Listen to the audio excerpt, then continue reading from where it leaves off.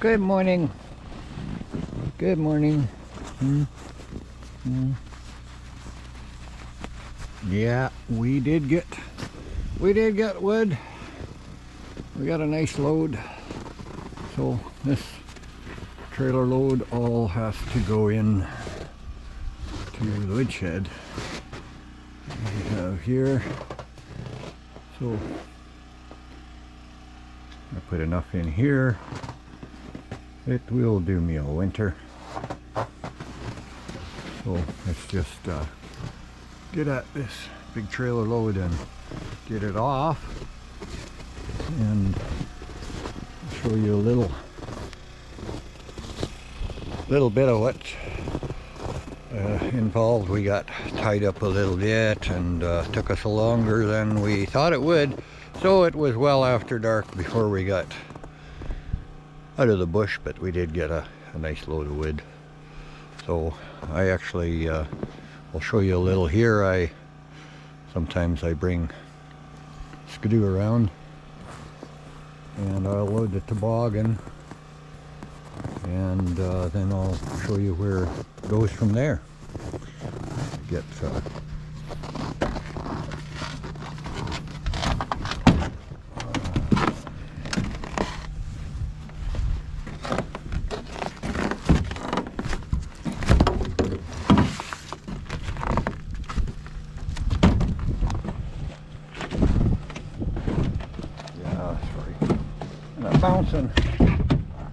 bouncing you around here, but I'm going to split a little and get things loaded up.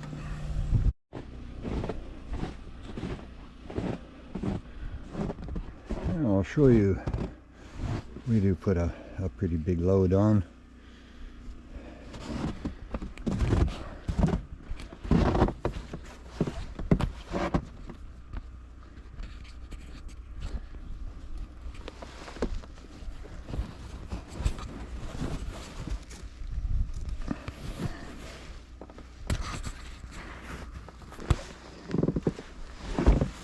Show you where this door goes. Okay, my girl, out of the way. This door goes into, there's enough light in there, you can see that I have a wood box from the outside of the house, and I fill it, and then through here we'll show you from the other side. Some plank will be in, and that's where I take the wood from to put it in the stove.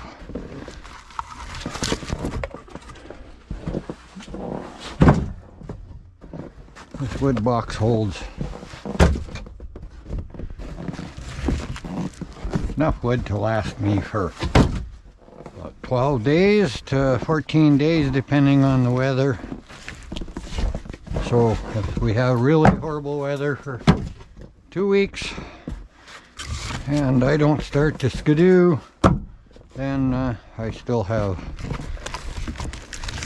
enough firewood that I don't have to go out and pack it in one armload at a time. So that works for me. Just designed it in as I was building the cabin here. I had a lot of back issues and hernia problems, so packing wood like that is just you want to do it easiest possible way. So, but people build different styles, but I can leave this door open while I'm filling the wood box, -30, and the cold air is not going straight into the house.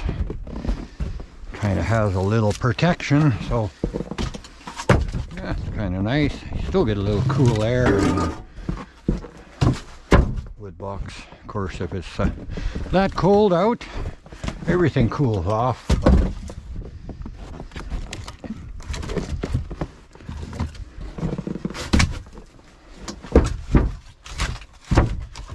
Just get this taken care of. Get the truck unloaded so we can work on unloading the trailer. Each time I go for wood, sometimes, and I probably will take you along on a little adventure with the Skidoo, where I travel from here. Not really that far, a couple of miles into kind of my back 40 backyard, I call it, and cut firewood back there. There's a couple of big sloughs where the trees die, and so let's go in. It's only winter time accessible, and that's all, so go with the Skidoo. It's too wet to go in the summer with a quad. I do cut some other places in the summertime around the acreage and places if people have trees they want to get rid of, clean up, then yeah, summer times. I do most of my wood cutting in the winter, preparing right now. I put a little in the house just so I don't have to take wood out of the woodshed at this point, and I add to the woodshed instead of taking away from it.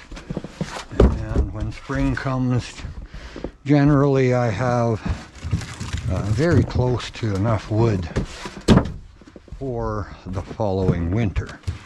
I don't get caught with my pants down in cold weather and having to go out. It's good exercise if you don't have to rush yourself cutting.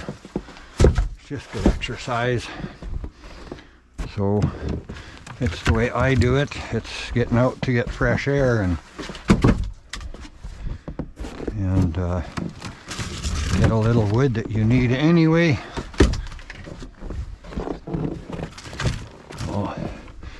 Once in a while it's nice to get out once or twice through the year with a pickup, and it just helps to catch up if you're getting behind a little. This helps you catch up so you're not having to work so hard. I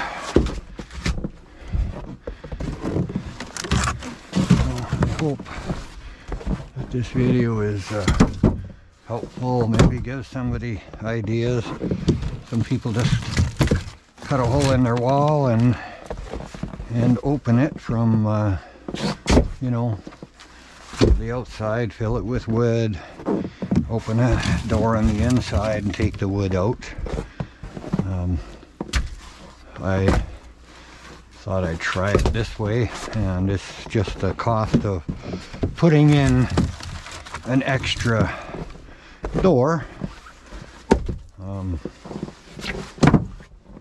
So once it's there, really, I mean, if you're building a cabin, you're trying to figure out where you're going to have your stove, centralize it if you can. Gives you better heating, and try to put your wood box close to it if you have the room to do it like this. This wood box, as you can see, takes lots of wood to fill it. We are slowly getting there, but this dimensions, basically I'm 4 feet by 40 inches and a full 8 feet high, and I just cut a really nice little heavy sheet of treated plywood, because you do get a little moisture sometimes from the wood, not a lot, but it dries up, so you can reach in to load the bottom area.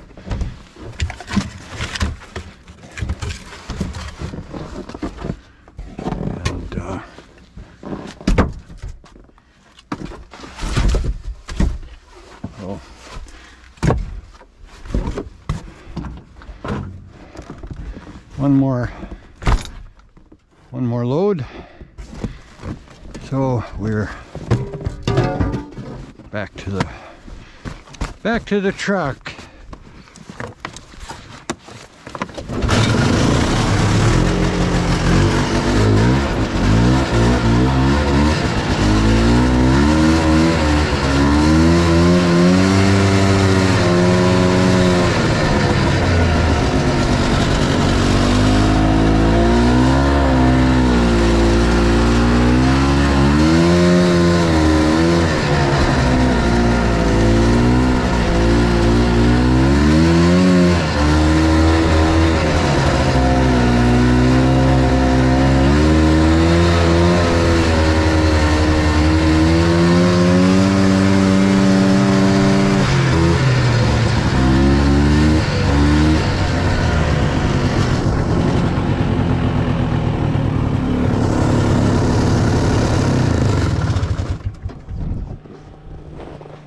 I don't want to bore you people with just a continuous videoing what I'm doing. Try to show and explain a little bit, but I could probably turn the camera on and you'd find interesting things throughout the whole day, but I'm sure most people would get a little bored. They got things to do. So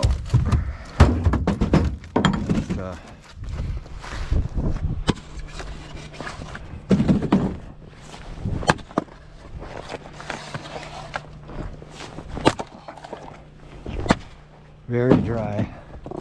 Very dry. Firewood. This stuff was caught in the middle of a forest fire, so it gets so hot that it sucks the sap out and you get beautiful cracks in it like this.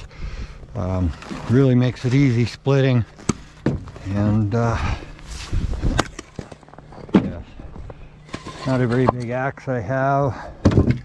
I do have a wood splitter. I don't do much splitting with the axe. It's a little hard on the body, so I have some help around to help to operate. It's always much easier to operate a wood splitter with two people. You can do it by yourself. I'll probably show you down the road here eventually, but yeah,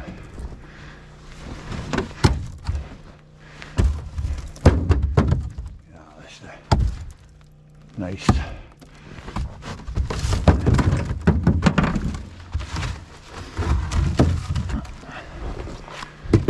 Don't bounce you guys around too much so you can actually see what I'm doing.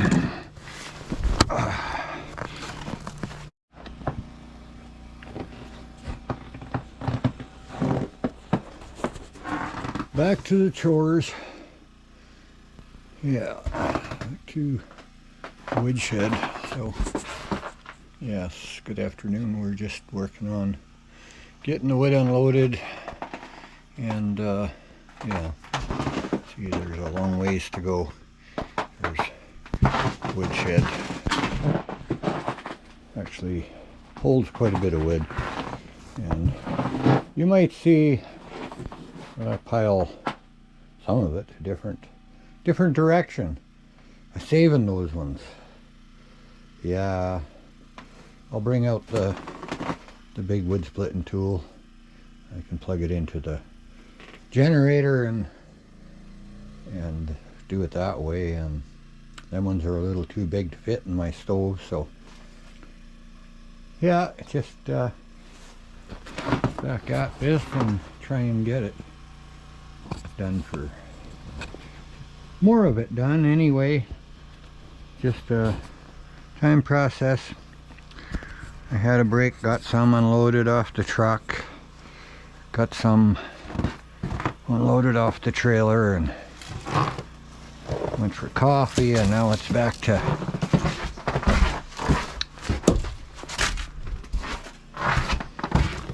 get the rest of this stacked.